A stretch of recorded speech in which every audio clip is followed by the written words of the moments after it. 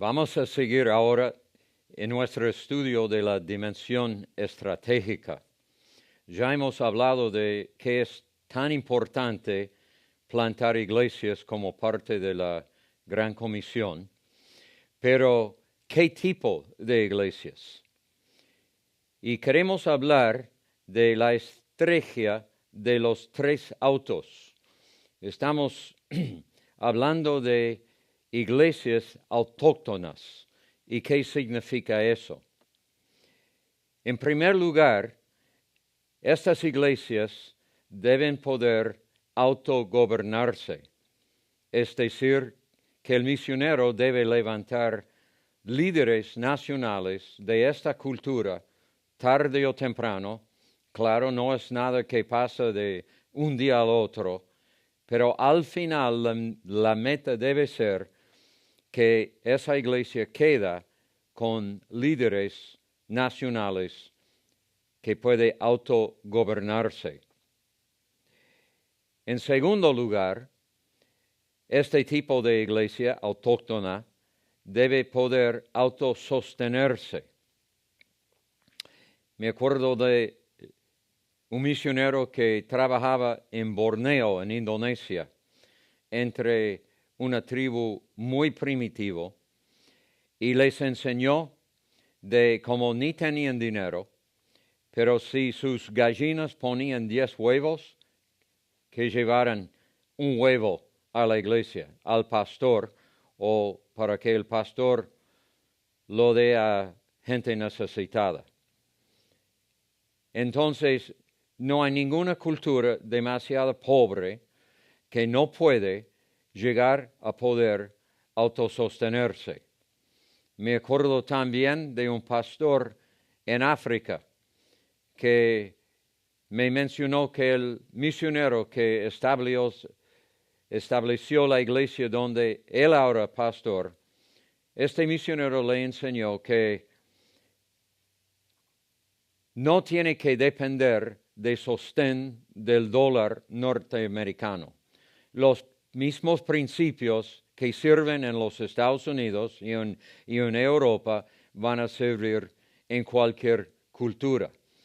Este pastor africano lo tomó en serio este consejo y ellos nunca han faltado.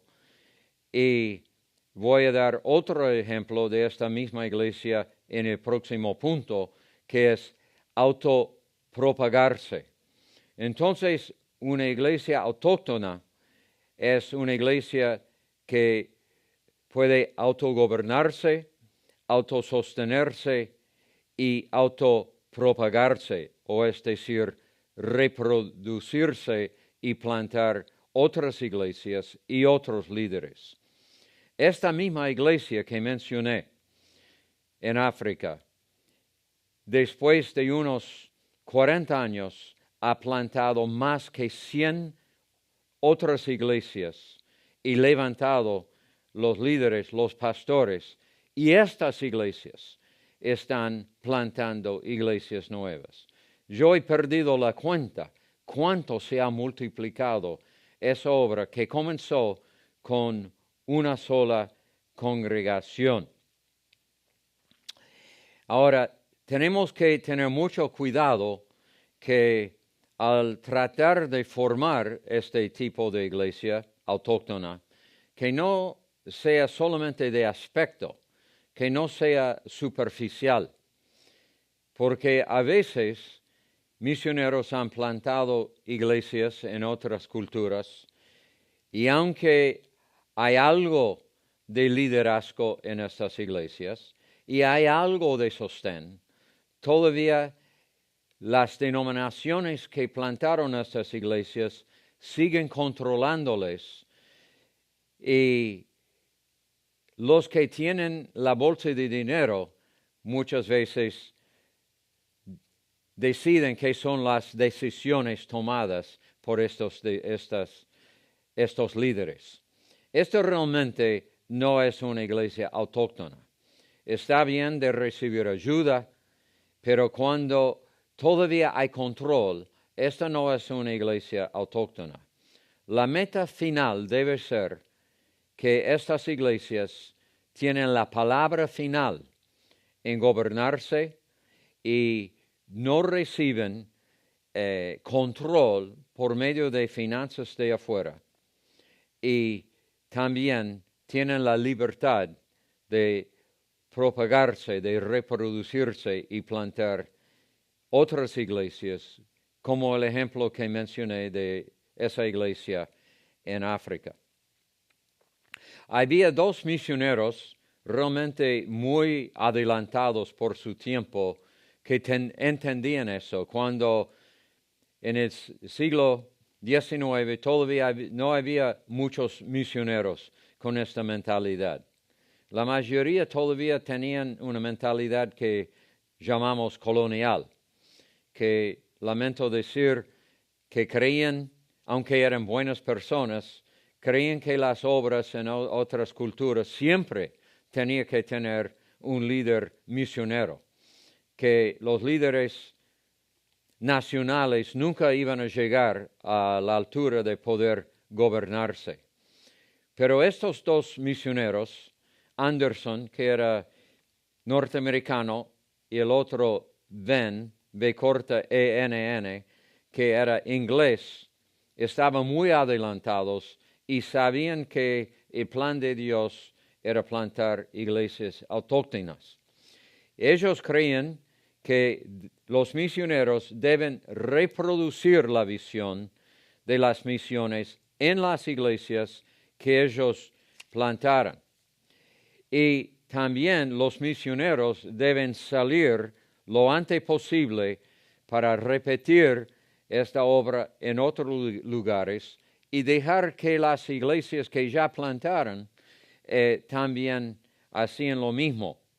Que las misiones deben producir más misiones.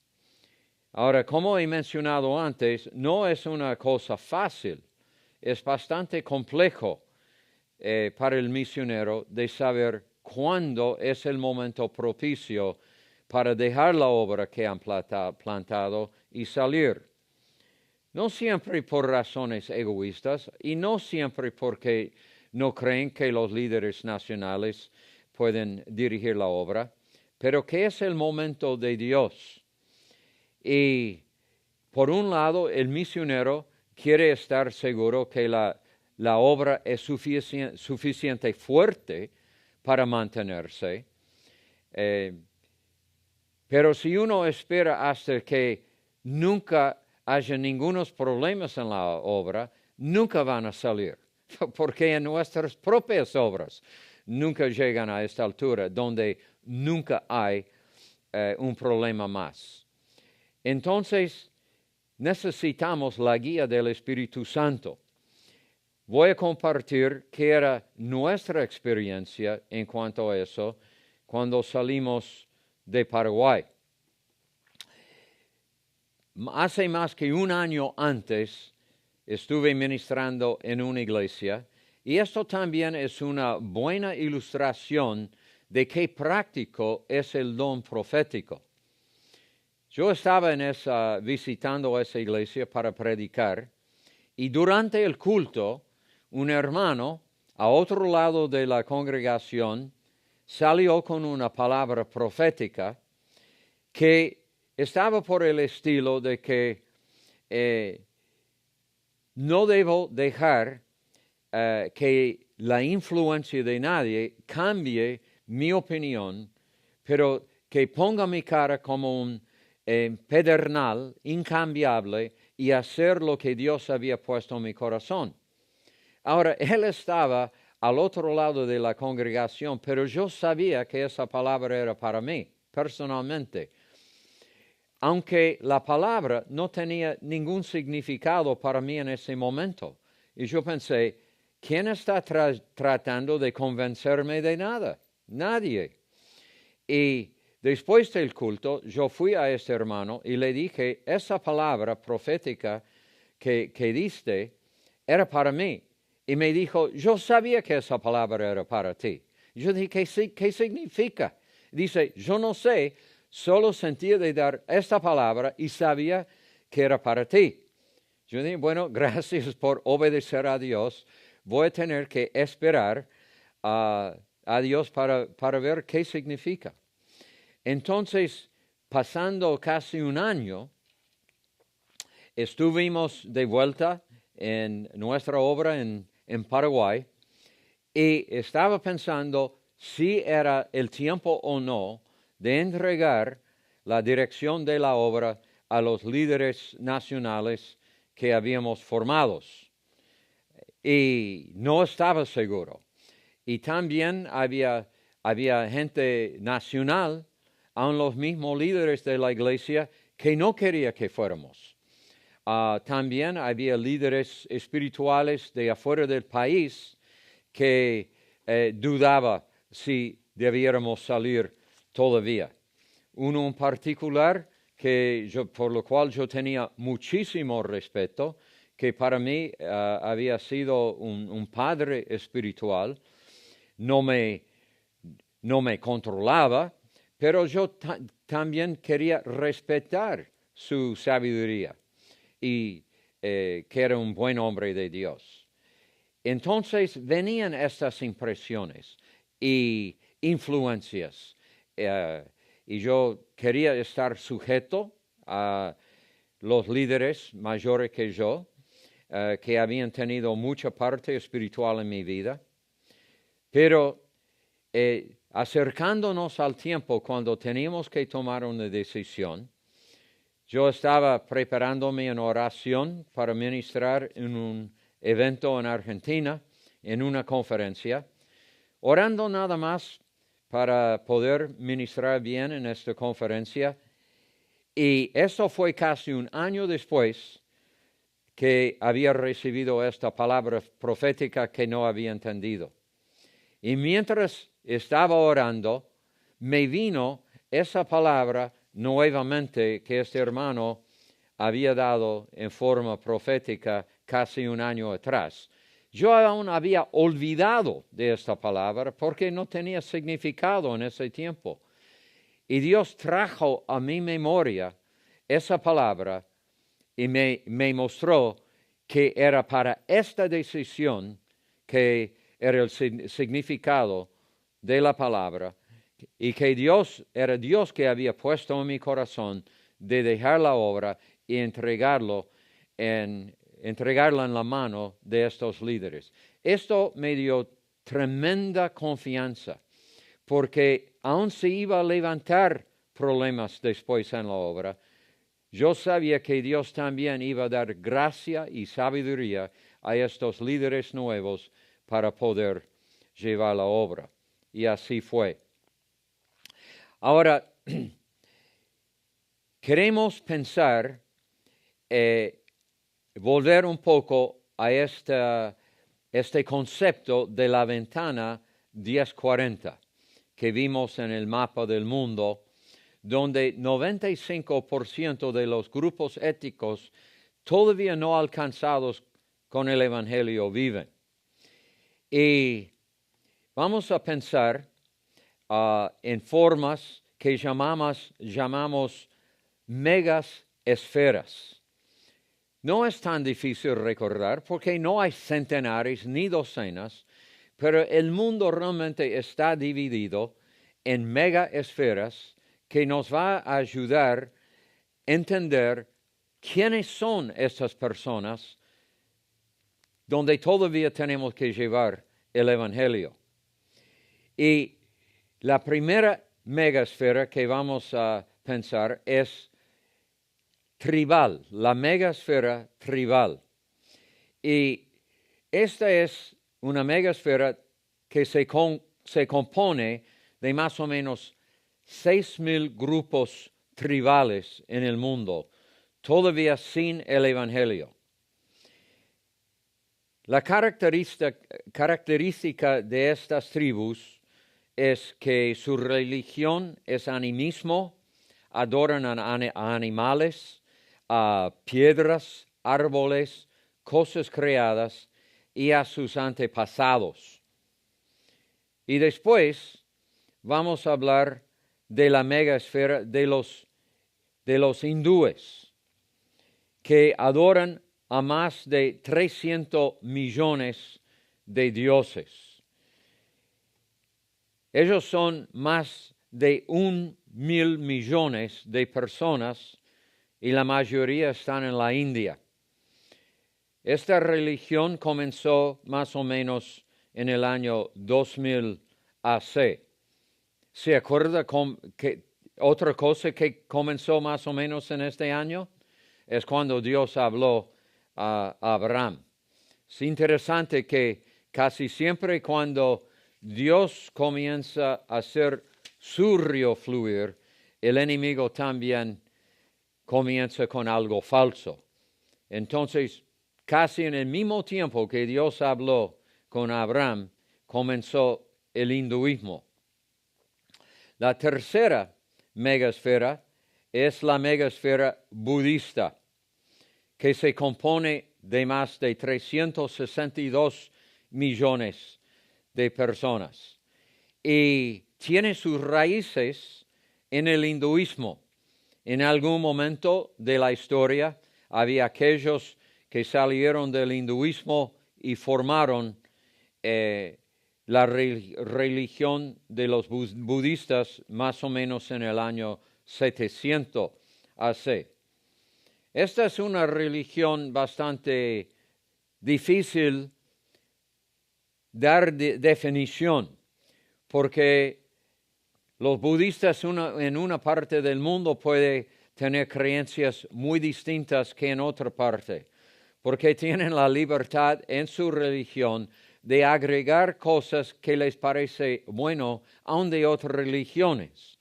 Hay budistas, por ejemplo, en el sur de Corea, que han agregado algunas cosas del cristianismo porque le parece buenos conceptos. Entonces, es muy difícil definir qué es el budismo. Y también el próximo es la megasfera musulmán.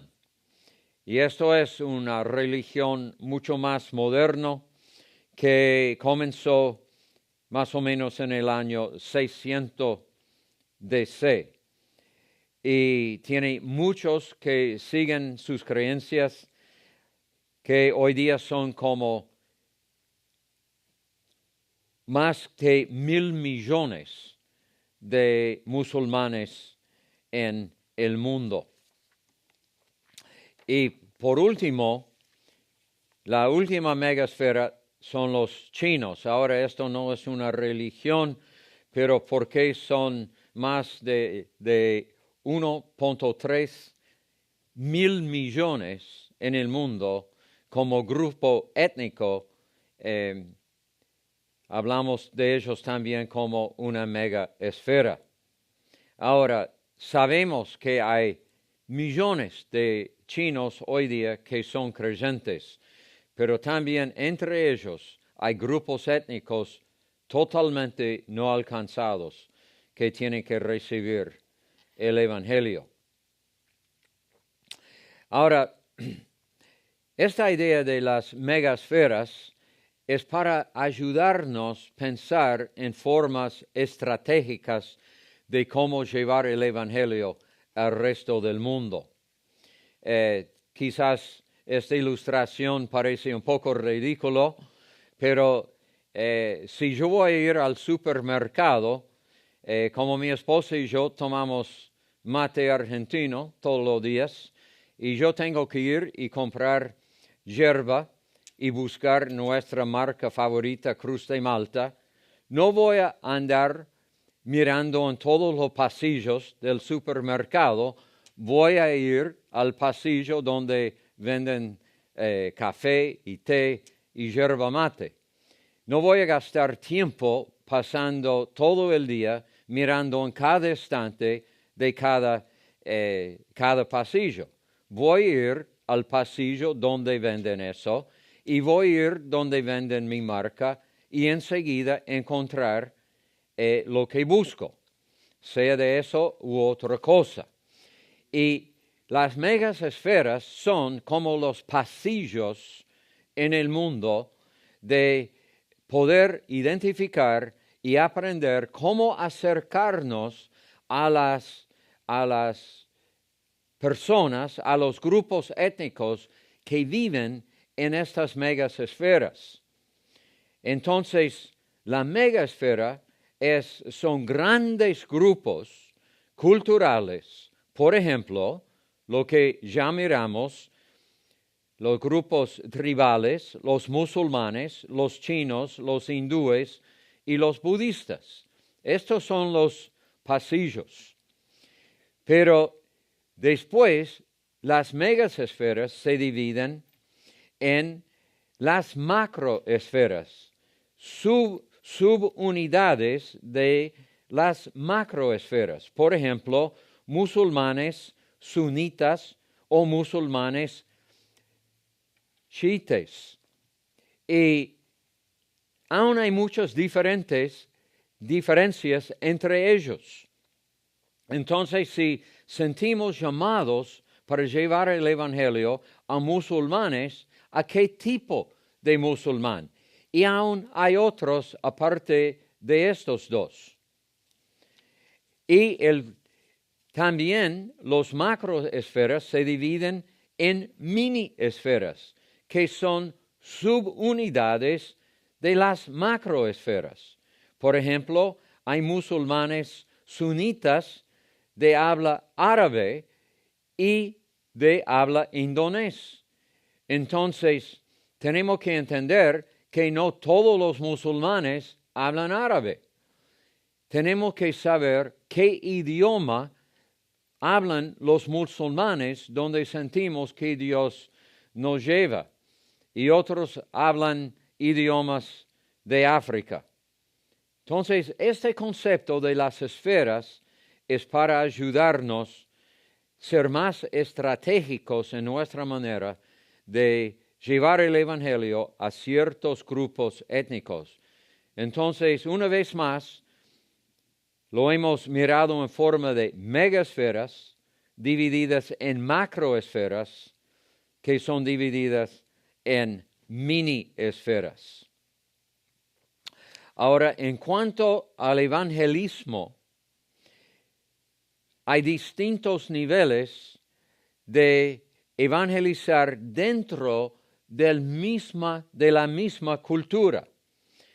Y la primera etapa, la más sencilla, llamamos E1, Evangelismo 1, es cuando vamos a llevar el Evangelio a la gente en nuestra propia comunidad. Nuestra gente de nuestra misma cultura, nuestros mismos valores, y no hay una mentalidad de ustedes y nosotros. Todos somos nosotros. Hablamos el mismo idioma. No hay barreras que nos separan. Pero la otra etapa de evangelismo local llamamos E2, evangelismo nivel 2. Somos del mismo país, más o menos de la misma cultura, pero quizás aún hay algo de diferencia en el idioma. Por ejemplo, como ya mencionamos, de China. Puede ser que todos son ciudadanos dentro del mismo país de China, pero hay chinos que hablan mandarín y hay chinos que hablan el idioma cantonés, pero todos son chinos. Entonces, hay algo de diferencia que tenemos que tomar en cuenta, o que ellos tienen que tomar en cuenta, de evangelizar el uno al otro. Hay una pequeña barrera de idioma. Y una tercera etapa, E3, evangelismo 3, que tiene un poco más, igual es local, generalmente es local, pero hay algunas diferencias, varias barreras para cruzar aparte de idioma, otros valores dentro del mismo país. Entonces, todas estas formas de pensar nos ayudan para ser más estratégica de tomar buenas decisiones en llevar el Evangelio en distintos niveles y esferas del mundo. Y después vamos a continuar al tomar en cuenta aún otros conceptos que nos van a ayudar en esta dimensión de usar estrategias en la mejor manera posible.